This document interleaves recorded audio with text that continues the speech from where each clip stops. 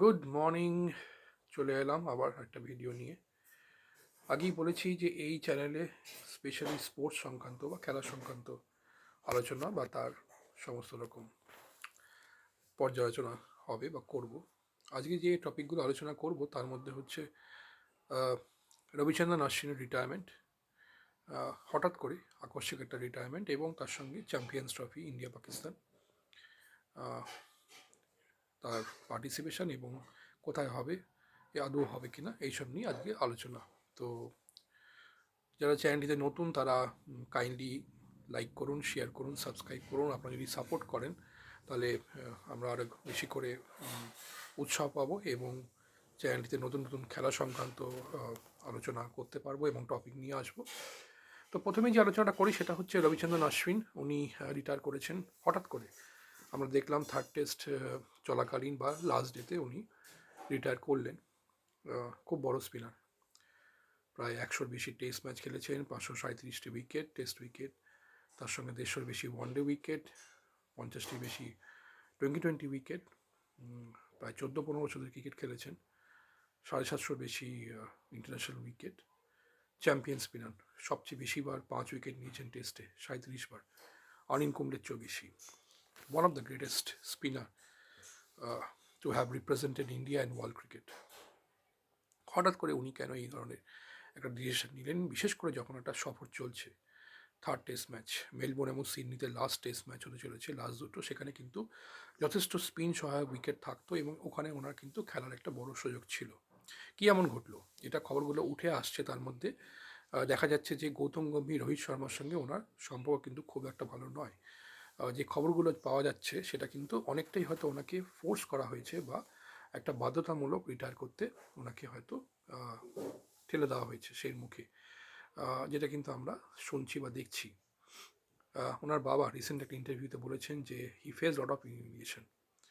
Specially Ravichandran Ashwini যদি last speech আপনারা কেউ শুনে থাকেন, উনি বলেছেন যে there is a bit of punch left in me, but that I would utilise for club cricket and definitely not for international cricket. এই ছোট্ট এই কথাটার মধ্যে কিন্তু অনেক বেদনা, অনেক যন্ত্রণা লুকিয়ে আছে, যেটা উনি সব কিছুর বিশদে বলেননি। ডেফিনেটলি উনি খুব বড়, শুধু ক্রিকেটার নন, বড় মানুষ, শিক্ষিত মানুষ, সবাই ওনাকে ড্রেসিং রুমে ডক্টর বলেন, বিকজ উনি অনেক কিছু ভাবনা চিন্তা করে সব কিছু বলেন এবং অনেক কিছু স্ক্রুটিনাইজ করেন।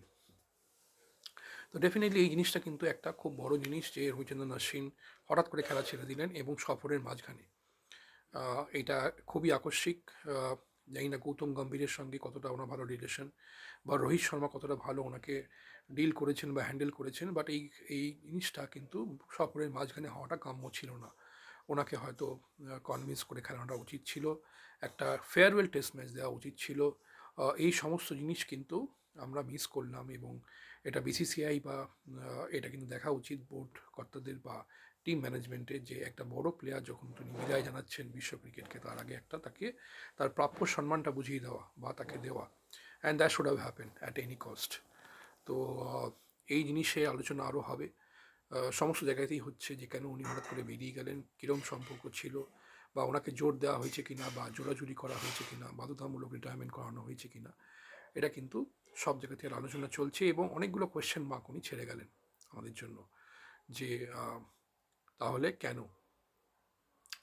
এনিওয়েজ, যে পরে আলোচনাটা করছি সেটা হচ্ছে চ্যাম্পিয়ন্স ট্রফি। চ্যাম্পিয়ন্স ট্রফি নিয়ে বহুদিন ধরেই আলোচনা চলছে, যেটা হওয়ার কথা অ্যাকচুয়ালি পাকিস্তানে, বাট ইন্ডিয়া পাকিস্তানে খেলতে যাবে না, সেই জন্য একটা হাইব্রিড মডেল। হাইব্রিড মডেলটা কি, যেখানে হয়তো একটা দেশ আয়োজন করছে কোনো টুর্নামেন্ট, বাট সেই দেশে অন্য হয়তো একটি দেশ খেলতে আসতে চাইছে না, তার ফলে অন্য আরেকটি দেশে সেই ম্যাচগুলো হবে। যেমন ধরুন পাকিস্তানে চ্যাম্পিয়ন্স ট্রফি আয়োজিত হবে, বাট ইন্ডিয়া পাকিস্তান ম্যাচগুলো দুবাইতে হওয়ার কথা বা দুবাইতে হবে। তো এই হাইব্রিড মডেলটা আইসিসি অ্যাকসেপ্ট করেছে এবং আরেকটা শর্ত আছে যে নেক্সট ইয়ার যখন 2026-এ নেক্সট ইয়ার যখন টোয়েন্টি ওয়ার্ল্ড কাপ ইন্ডিয়াতে আয়োজিত হবে, তখন পাকিস্তানও কিন্তু এই একই হাইব্রিড মডেলে তাদের ম্যাচগুলো শ্রীলঙ্কায় খেলবে। সেই শর্তেই আইসিসি তাদেরকে রাজি করিয়েছে বা সেটাই কথাবার্তা হয়েছে। তো চ্যাম্পিয়ন্স ট্রফি হচ্ছে, নেক্সট ইয়ারই হচ্ছে, এবং সেখানে পাকিস্তানে ইন্ডিয়া খেলতে যাবে না, দুবাইতে ম্যাচগুলো হবে ইন্ডিয়া পাকিস্তান।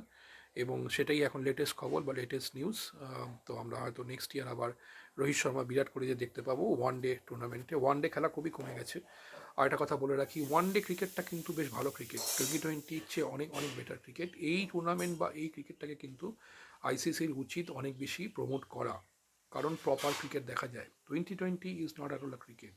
ওই দুমদাম বল মারা বা শুধু মানে ওই 1.5 ঘন্টা 2 ঘন্টার ম্যাচ কিন্তু ক্রিকেট নয়। এখানে কিন্তু বোলাররা শেষ হয়ে যাচ্ছে, বিকজ বোলারদের জন্য কিছু নেই। ম্যাক্সিমাম বোলার হিট খেয়ে খেয়ে ক্রিকেট তাদের কেরিয়ার শেষ হয়ে যাচ্ছে, এবং সেখানে কোনো কিন্তু কারোর ভবিষ্যৎ কিন্তু দাঁড়াবে না। সেই জন্য যদি ওয়ান ডে ক্রিকেটটাকে আরও বেশি খেলানো যায় এবং আরও প্রমোট করা যায়, সেখানে কিন্তু ক্রিকেট বেঁচে থাকবে। আমরা দেখতে পাচ্ছি ওয়ান ডে ক্রিকেট খুবই কমে গেছে। এই বছর যদি দেখা যায়, ইন্ডিয়া ওয়ান ডে ম্যাচ খেলেইনি, ম্যাক্সিমাম তো 4খানা কি 5খানা, which is a very very very grim situation, যেটা বলা যায় যে খুবই করুণ অবস্থা।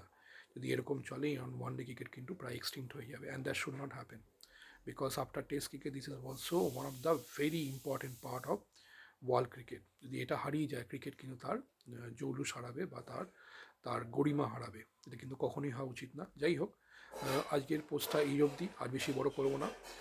কাইন্ডলি আপনারা যারা চ্যানেলে নতুন, যারা দেখছেন, একটাই রিকোয়েস্ট, লাইক করুন, শেয়ার করুন। চ্যানেলটা নতুন হয়েছে, তাই চাই আপনাদের সহায়তা, চাই আপনাদের সাপোর্ট চাই, তাহলে আমরা আরও ভালো করে চ্যানেলটা বাড়াতে পারবো, আরও আলোচনা করতে পারবো, আরও সুন্দর করে নিয়ে আসতে পারবো। কমেন্ট করুন, শেয়ার করুন, লাইক করুন, পাশে থাকুন, সাবস্ক্রাইব করুন, তাহলে আমরা ভালো ভালো পোস্ট আনতে পারবো এবং আপনাদেরকে সেটা আমরা উপস্থাপনা করতে পারবো। তো একটাই রিকোয়েস্ট, যে আমাদের সঙ্গে থাকুন এবং আমাদেরকে সাপোর্ট করুন। ভালো থাকুন, সুস্থ থাকুন সবাই।